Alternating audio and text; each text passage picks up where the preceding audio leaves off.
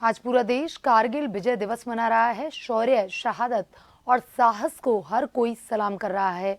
उस युद्ध के एक योद्धा जिन्होंने अपने साथियों के साथ कठिन चोटी पर कब्जा किया, और वह हैं युद्ध के समय के मेजर अजीत सिंह, जो ब्रिगेडियर से रिटायर्ड हुए। पेश है जन टीवी के साथ उनकी खास बातचीत। करगिल विजय दिवस के 25 साल पूरे हुए हैं और ये शहादत, ये शौर्य का एक प्रतीक विजय दिवस आज हम मना रहे हैं। अगर हम बात करें राजस्थान की भी, तो राजस्थान के भी कई जवान और अधिकारी जिन्होंने अपनी जान न्योछावर की मातृभूमि के लिए। तो हमारे साथ उन्हीं योद्धाओं में से एक हैं ब्रिगेडियर अजीत सिंह साहब, जो हमारे साथ हैं और उस युद्ध को उस वक्त लड़ा, और वो युद्ध की कहानी इनकी जुबानी सुनेंगे कि किस तरह के हालात थे और कैसे युद्ध लड़ा गया। सर, आपका जन टीवी में स्वागत है। क्या विषम परिस्थितियां थी वहाँ की और कैसे युद्ध जीता? आप सब लोगों को मालूम है कि द्रास, कारगिल और बटालिक का जो इलाका है, जहाँ पर दुश्मन ने गलत तरीके से अंदर इंट्रूजन किया उसने और हमारे ज़मीन के ऊपर उसने कब्जा किया, वो इलाका इतना विषम है। पहाड़ियाँ जो है बिल्कुल नुकीली पहाड़ियाँ और ऊंचाई इतनी ज़्यादा कि वहाँ पर कोई प्लांटेशन नहीं है, ऑक्सीजन की बहुत कमी है, कोई रास्ते वगैरह कुछ नहीं है। तो जो बटालिक का इलाका है वो रोड हेड से तकरीबन आपको 2 दिन आपको पैदल चलना है, तब जाकर के आप उस इलाके में पहुंचेंगे जहां से आप दुश्मन के कांटेक्ट में आएंगे और आप फिर उस पहाड़ के ऊपर कब्जा करेंगे। तो मैं आपको बताना चाहता हूं कि वो जो वहाँ के जो लोकल लोग हैं और जो रिटायर्ड सूबेदार मेजर जवान जिन्होंने नौकरी करी थी, वो भी हमारे रसद को ऊपर ले जाने में उन्होंने हमारी पूरी मदद करी। और जब एक बार हम वहाँ पहुँच गए दुश्मन के नाक के नीचे, तो उसके बाद में फिर हमने हमारी तजवीज़ बनाई और उसके बाद उनके ऊपर हमला किया और उनको वहाँ से हटाने में हम कामयाब हुए। ये हमारी खुशकिस्मती थी कि हैदराबाद से हम कारगिल पहुँचे और कारगिल पहुँचने के महीने भर के अंदर ये लड़ाई शुरू हुई और हम लोगों को एक मौका मिला दुश्मन के साथ में लड़ने का। तो मैं एक मेजर के तौर पे चार्ली कंपनी का कंपनी कमांडर था, जो कि मुस्लिम ट्रुप्स थे मेरे, और उनके साथ में मैंने ये कब्जा करने की कार्रवाई। खालूबार एक रिज है, एक पहाड़ है जिसकी श्रृंखला, जिसकी लंबाई तकरीबन 4 से 5 किलोमीटर है और हाइट उसकी 5 to 8-7 मीटर्स, यानी कि तकरीबन 18,000 फुट उसकी ऊंचाई है। तो ये हमें टास्क मिला कि आप 5 to 8-7 खालूबार के ऊपर आप कब्जा करेंगे। तो ये जो युद्ध है ये 30 जून को शाम को 8 बजे शुरू हुआ और मकसद हमारा ये था कि 1 जुलाई 99 को फर्स्ट लाइट से पहले, सूरज की पहली किरण फटने से पहले हमें ऊपर पहुंचना है। अगर ऐसा नहीं होगा तो किसी भी हालत में दुश्मन हमें छोड़ेगा नहीं। ऐसा क्यों लग रहा था? क्योंकि ये ऐसा माना जा रहा था कि क्योंकि सामने से बिल्कुल आमने सामने थी सेनाएं, तो रात को ही ये एक रणनीति का हिस्सा था कि रात को ही वहाँ पहुँचना जरूरी है। हाँ, ये ज़रूरी है। देखो, दुश्मन को ये तो मालूम ही था कि हिंदुस्तान की फ़ौज आ गई है, उनको मालूम चल गया है कि हम लोग कोई टेररिस्ट नहीं है, कुछ नहीं है, हम पाकिस्तान की सेना है। तो ये तो हमें ज्ञात हो गया था और हमने हमारा बिल्डअप, जो सामान को, रसद को आगे पहुंचाने की कार्रवाई है, वो हमने बहुत फुर्ती से युद्ध स्तर के ऊपर हमने उसको किया। और फिर रात का अंधेरा जो है वो हमेशा अटैकर के लिए फ़ायदेमंद रहता है। वो हमारे को ऊपर से फिर भी रोशनी के अंदर जो चांद की रोशनी है या जो बर्फ़ के जो पैचेस हैं, उस टाइम बर्फ़ पिघल चुकी थी लेकिन फिर भी कई जगहों पे बर्फ़ थी, तो उसकी वो जो लाइट है, एम्बिएंट लाइट, उसके अंदर वो हमारे को देख सकता है, लेकिन ठीक तरीके से वो नहीं देख सकता। सिंह साहब, पहला जो अटैक हुआ आपकी तरफ से या उनकी तरफ से, वो कब से हुआ? हमारी बटालियन का जो अटैक हुआ वो 30 जून को शुरू हुआ। जाते ही आप लोगों ने सीधे जंग लड़ना शुरू? नहीं, हमारे को तकरीबन 12-13 दिन का समय वहाँ एक्लेमेटाइज करने का, क्योंकि हम हैदराबाद से आए थे, तो जो ट्रुप्स थे वो उस इलाके से वाकिफ़ नहीं थे। तो हमने वहाँ पे रॉक क्लाइंबिंग की ट्रेनिंग करी, वहाँ पे कैसे रस्से बांधने हैं, कैसे ऊपर चढ़ना है, और उस जो मौसम का जो की मार है उसको कैसे हम सहन कर सकते हैं, उसको हम एक्लेमेटाइजेशन बोलते हैं, जिसमें कम से कम 4 दिन और 12 दिन तक ये प्रोसीजर चलता है कि आप बिल्कुल उन विषम जो परिस्थितियां हैं उनका सामना करने के काबिल बन जाते हैं। और इसी दौरान जो है आप अपनी रसद और हथियार और एमुनिशन को भी आप ऊपर लेकर के जा रहे हैं। टारगेट कब अचीव किया सर आपने? 9 घंटे के अंदर 8 बजे शाम को हमला शुरू हुआ, पूरी रात चारों हाथ और पैर के ऊपर रेंगते हुए हम लोग ऊपर चढ़े। बीच में बारिश हुई, बर्फ गिरी, लेकिन उसकी परवाह नहीं करी। दुश्मन ने ऊपर से पत्थर लुढ़काने शुरू किए और फायरिंग उसने शुरू करी, लेकिन कोई हमारे को रोक नहीं सकता था।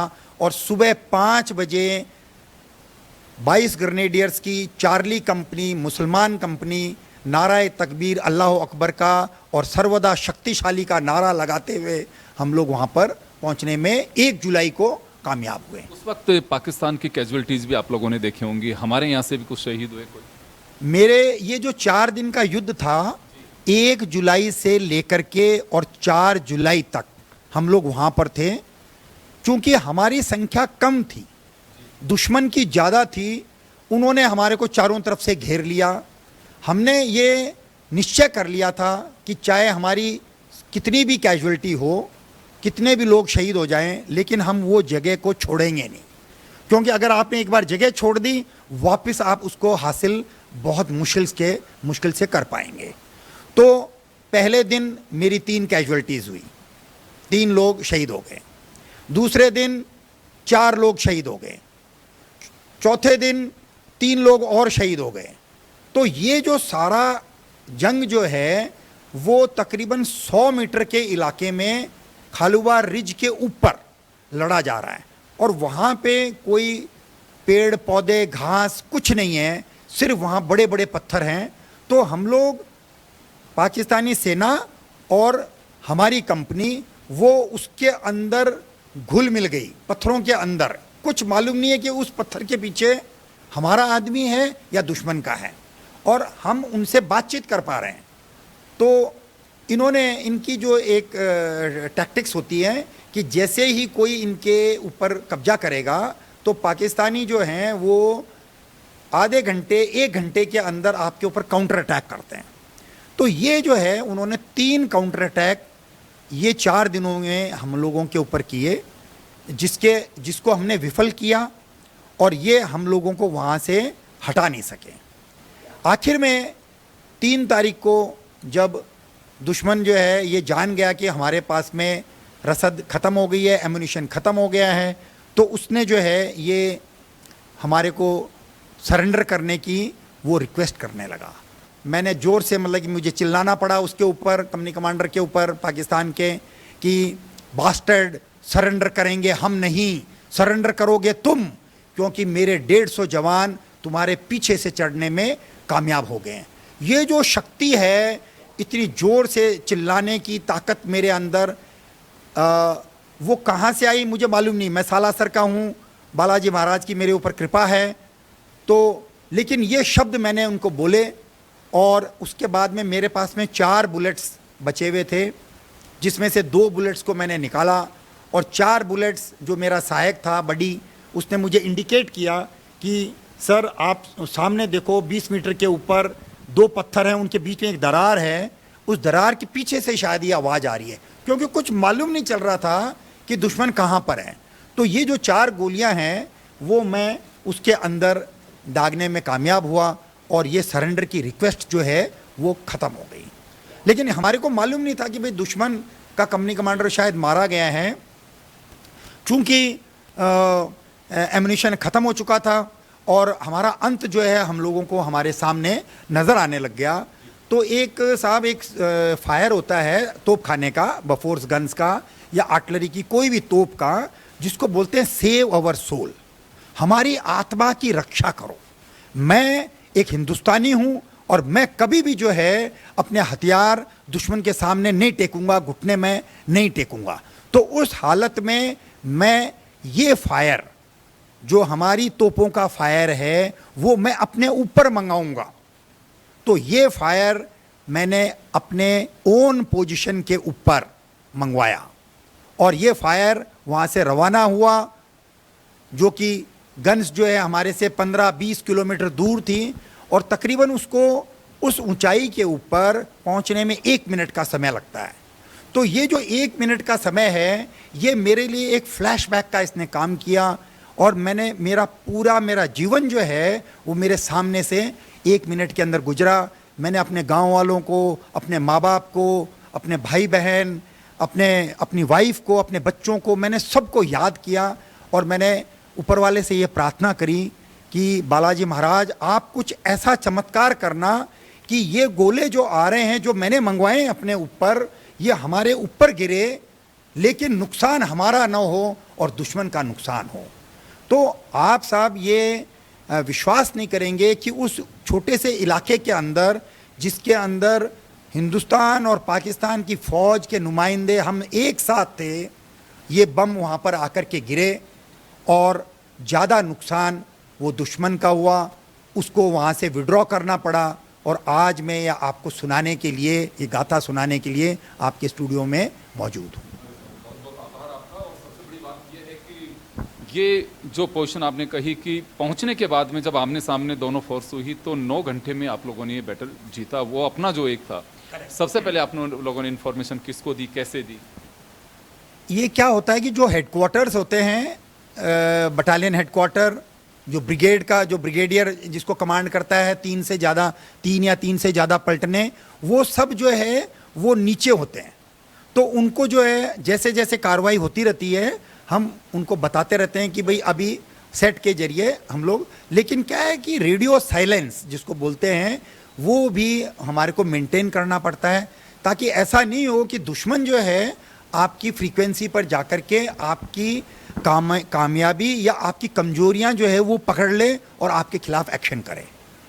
बिल्कुल अजीत सिंह साहब, आपको निश्चित रूप से सैल्यूट। और एक जांबाज मेजर थे उस वक्त जब ये युद्ध चल रहा था और एक महत्वपूर्ण सामरिक दृष्टि से उस जगह, उस चोटी पर फतेह की इन्होंने जो बिल्कुल ज़रूरी थी।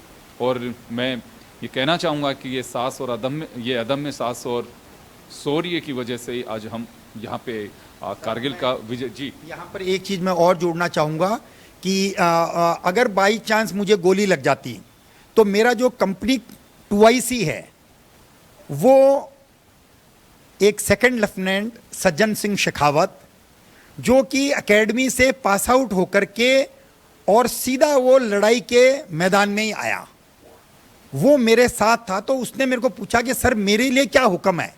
मैंने बोला तेरे लिए कोई हुक्म नहीं है, तेरे लिए ये हुक्म है कि पीछे से जितने भी हमारे जवान हैं उनको तुम आगे लेके आओ और उनको चढ़ने में मदद करो और हर हालत में तुमने मेरे साथ 1 जुलाई को उस चोटी के ऊपर पहुंचना है।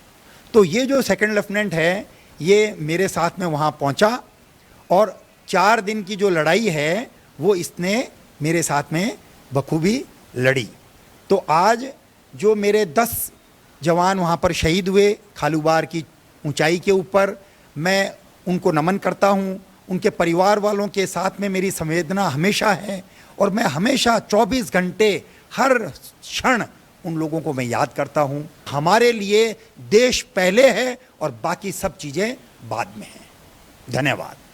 बिल्कुल, ये राष्ट्र प्रेम और वही चीज़ें जो होती हैं कि राष्ट्र के प्रति प्रेम होता है, वहाँ समर्पण होता है, तभी मुझे लगता है कि ये गौरव हासिल हो पाता है और आप ये फतेह कर सकते हैं। एक महत्वपूर्ण चोटी जिस पे कब्जा किया अजीत सिंह शेखावत साहब ने, उस वक्त की उस काली रात और यूं कहूं कि वो दिन, पूरे 4 दिन का एक जो जज्बा था जिसमें मौत सामने दिखाई दे रही थी और मौत के बीच आप फतेह कैसे हासिल कर सकते हैं, आप अंदाज़ा लगा सकते हैं कि वहाँ की परिस्थितियाँ और किस तरह से इन्होंने जो पूरी जंग की कहानी आपको बताई वो उन्हीं की जुबानी से हमने सुना। सर आपका बहुत बहुत शुक्रिया और कारगिल दिवस के ऊपर उन तमाम हीरोज जो कारगिल के हैं उनको नमन और सभी को बहुत बहुत शुभकामनाएं।